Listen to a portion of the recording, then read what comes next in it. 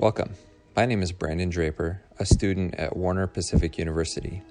Thank you for taking the time to view my presentation on effective breathing practices, specifically strategies affecting the sympathetic and parasympathetic nervous system. Researching and discovering evidence-based approaches for breath control and slow breathing pertaining to its direct effect on psychophysiological functions has been a difficult journey. As described in detail later in this presentation, very few studies have been conducted regarding these matters.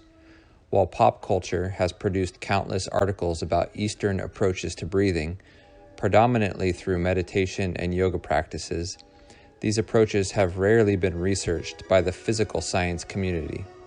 The few peer-reviewed journals that exist regarding these matters continually expound upon the difficulty of isolating breathing techniques apart from other factors that are often involved, such as specific anatomical postures, as well as intentional mindfulness and meditation states associated with breath control.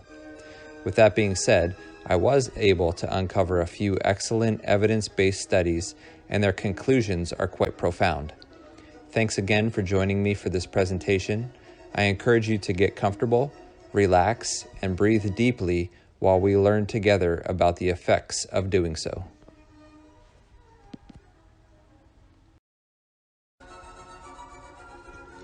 For thousands of years in Eastern tradition, the art and function of breath is essential for reaching the meditative state of consciousness.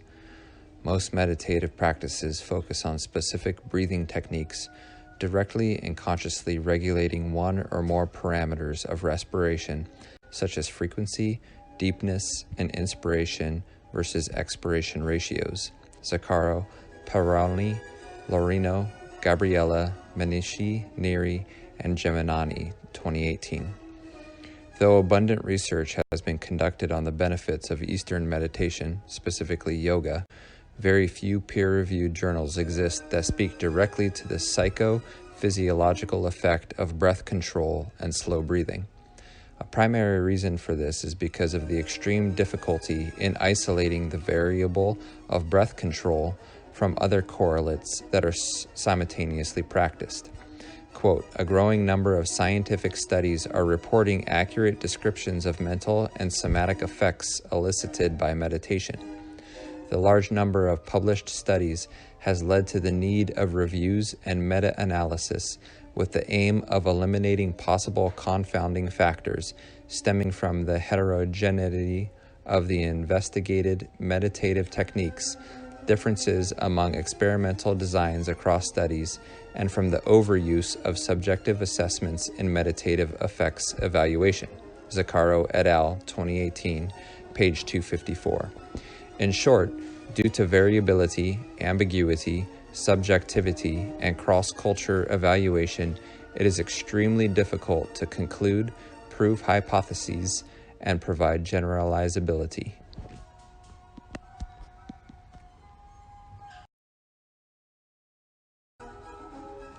Quote, the psychophysiological changes in brain-body interaction observed in most of meditative and relaxing practices rely on voluntary slowing down of breath frequency.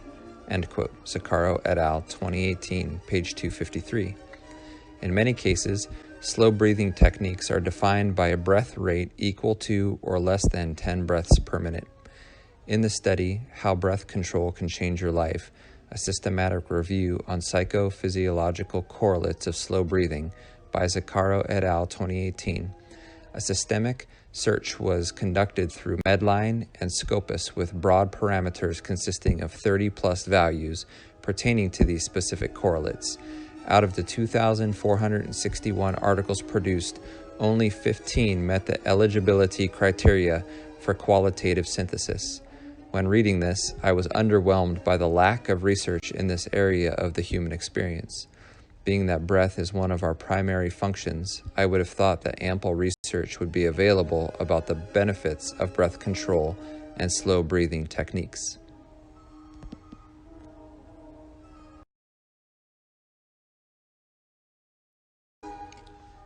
In most Eastern meditation practices, we find a fundamental aspect of breath control, Pranayama is the term most often used regarding this practice, derived from a Sanskrit word meaning control of the breath or life force, with the root prana meaning breath and or energy.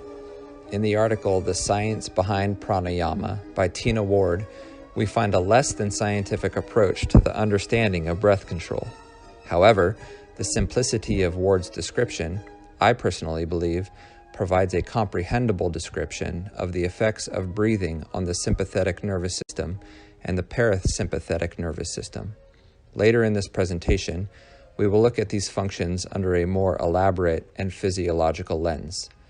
In a nutshell, the autonomic nervous system is divided into two parts: the sympathetic nervous system, the SNS, more familiarly known as the fight or flight response, and then secondly, the parasympathetic nervous system, or PNS, involved in bringing the body back to homeostasis, or the rest and digest phase. Ward 2017, paragraph 10. In our Western culture, we typically provoke an SNS response to things like worrying about getting our checklists completed in the day, running late for work, misplacing our keys or phones, and paying bills, whereas the primary function of the SNS response was more consumed with survival in the wilderness and when having an encounter with a predator such as a bear or lion. This SNS response is accompanied by an increased heart rate, shortness of breath, clenching of muscles, halting of digestion, etc. All of these responses would prepare us to survive through fighting a predator or attempting to outrun it. Today, when we elicit an SNS response for less than life-threatening matters, we overuse our sympathetic nervous system. This becomes problematic due to the physiological and behavioral effects of continual activation of the SNS. Ward 2017.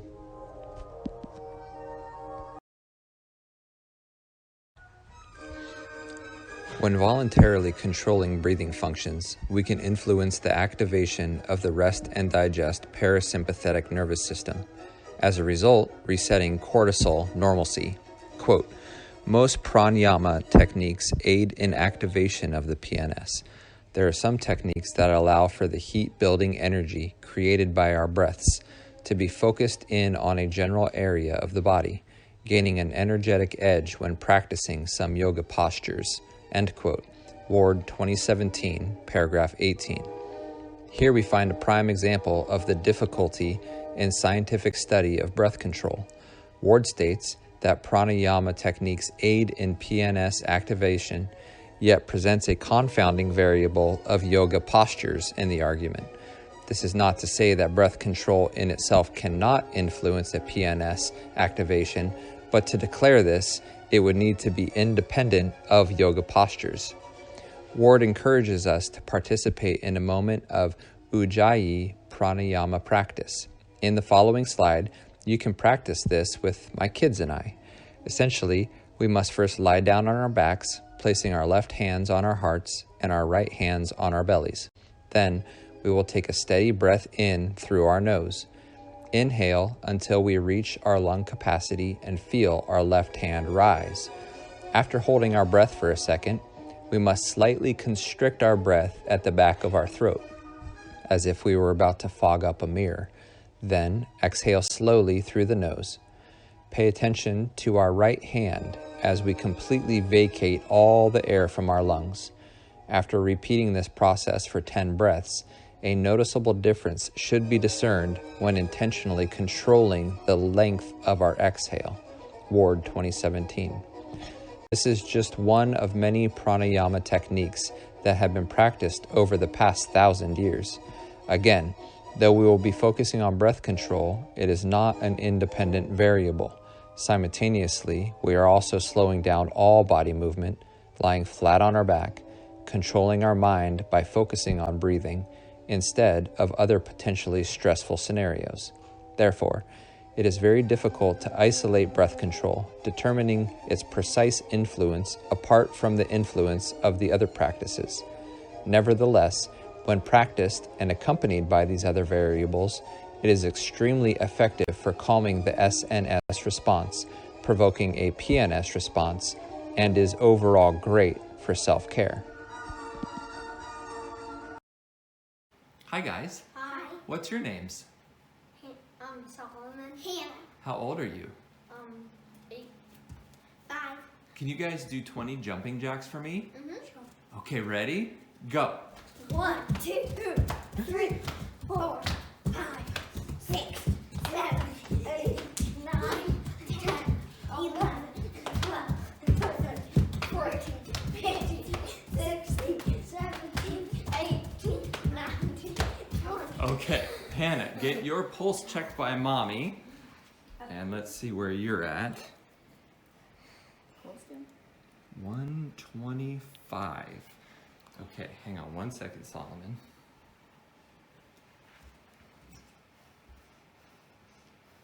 Hers is at 110. Okay, guys, lay down on your backs. And I'm going to count to 20, and then we're going to check it again, okay?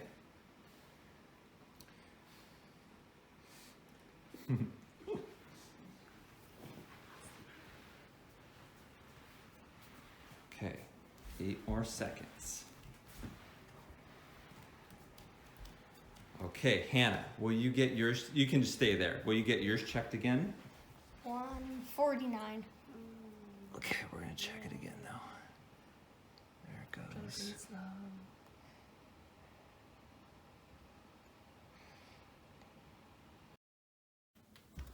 Hello again. Hi. Okay, so after your jumping jacks, by doing just normal breathing, your guys' pulses fell to about 90 beats per minute. So this time I'm gonna have you do jumping jacks again, and then I'm gonna work on you with controlled breath and see if your pulse goes even further down. You guys ready? Yeah. Okay, can you do 20 jumping jacks again? Sure. Okay, ready? Go.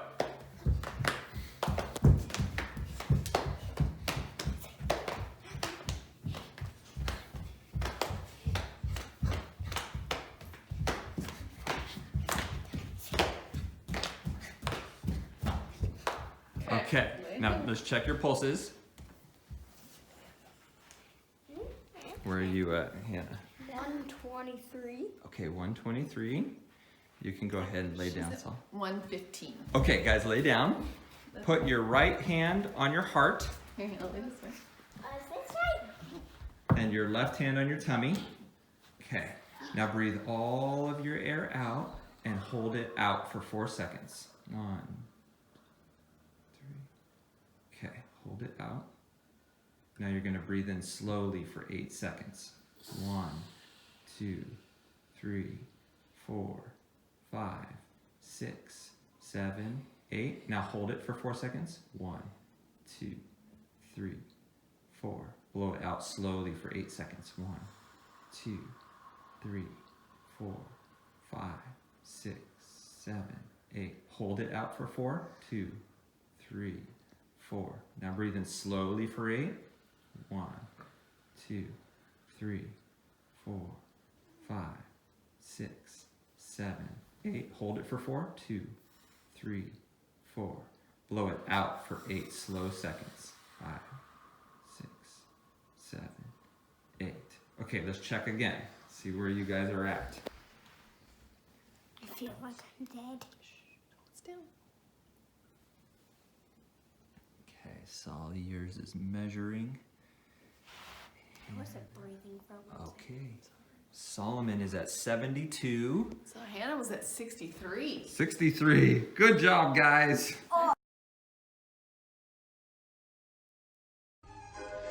In the journal by Zaccaro et al. 2018, 2 specific findings were discovered regarding the scientific why behind breath control and its effect on the sympathetic nervous system response and the parasympathetic nervous system response. The first finding supports a self-care approach, suggesting that breath control is related to a voluntary regulation of internal bodily states, a process known as enteroception. Through proper technique, breath control can realign the body to a state of homeostasis. In contrary, we can also intentionally or unintentionally dysregulate our bodies through poor breathing techniques. The second finding in the study provides evidence of the role of mechanoceptors within the nasal vault in translating slow breathing in a modulation of olfactory bulb activity, which in turn tunes the activity of the entire cortical mantle, end quote. Zaccaro et al., 2018, page 354. Thus, it's imperative to breathe through the nostrils when practicing breath control because of the physiological reaction that takes place through these mechanoceptors. This cannot be achieved by mouth breathing. Here's where I kind of nerded out regarding the science of breathing. Slow breathing techniques were found to increase bold activity in the prefrontal, motor, and parietal cortices, areas related to voluntary breathing, as well as in subcortical areas of the pons, the thalamus, the subpibranchial nucleus, the periaqueductal gray, and the hypothalamus. These areas are involved in the regulation of internal bodily states. Zaccaro et al., 2018. In short, breath control has direct influence on specific parts of the brain that determine states of homeostasis grounded in the parasympathetic nervous system. Slow breathing techniques enhance interactions between autonomic, cerebral, and psychological flexibility, linking parasympathetic and central nervous system activities related to both emotional control and well-being, end quote. Zaccaro et al., 2018, page 367. Here, we find that breath control can be used in self-care consideration to regulate emotion, heightening positive, internalizing, and externalizing outcomes.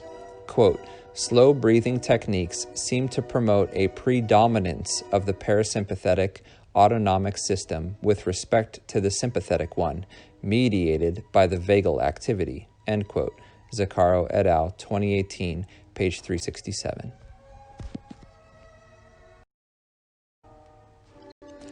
In other words, breathe slowly and deeply in through the nose.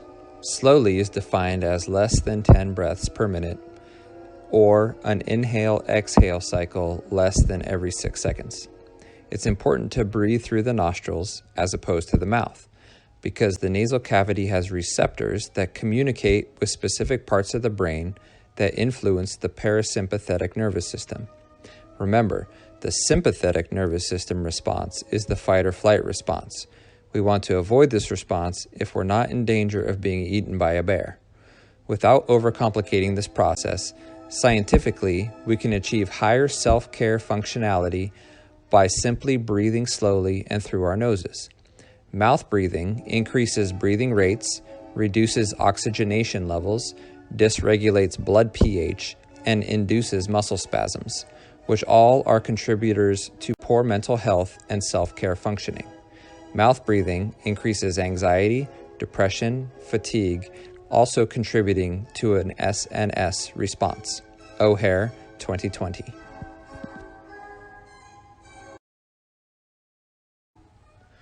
Quote, diaphragmatic breathing involves contraction of the diaphragm, expansion of the belly, and deepening of inhalation and exhalation, which consequently decreases the respiration frequency while maximizing the amount of blood gases.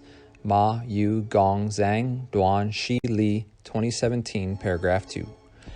While there are many benefits to diaphragmatic breathing, psychological studies have revealed breathing practice to be an effective non-pharmacological intervention for emotional enhancement, including a reduction in anxiety, depression, and stress. Ma et al., 2017. In their journal article, The Effect of Diaphragmatic Breathing on Attention, Negative Effect and Stress in Healthy Adults, found that a one-day breathing exercise was found to relieve the emotional exhaustion and depersonalization induced by job burnout. Therefore, diaphragmatic breathing can be utilized as a significant self-care technique for those in the helping fields. Currently, breathing practice is widely applied in clinical treatments for mental conditions, such as PTSD, motion disorders, phobias, and other stress-related emotional disorders. The Ma et al. 2017 study illustrates the potential for diaphragmatic breathing practice to improve cognitive performance and reduce negative subjective and psychological consequences of stress in healthy adults. In a separate study, Yokogawa, Kuryobashi, Ichimura, Nashino, and Mayaka 2018 found performing deep breathing within an individual's non-specific breathing pattern produces the similar or sometimes greater effects on the work of breathing and ventilatory efficiency compared to that with instructed diaphragmatic breathing, page 618. Therefore, whether focusing on proper diaphragmatic breathing or just simply breathing slowly and deeply, the positive effect is found. All in all, breath control is an important self-care strategy and should be a focus for those in stressful jobs and in the helping fields.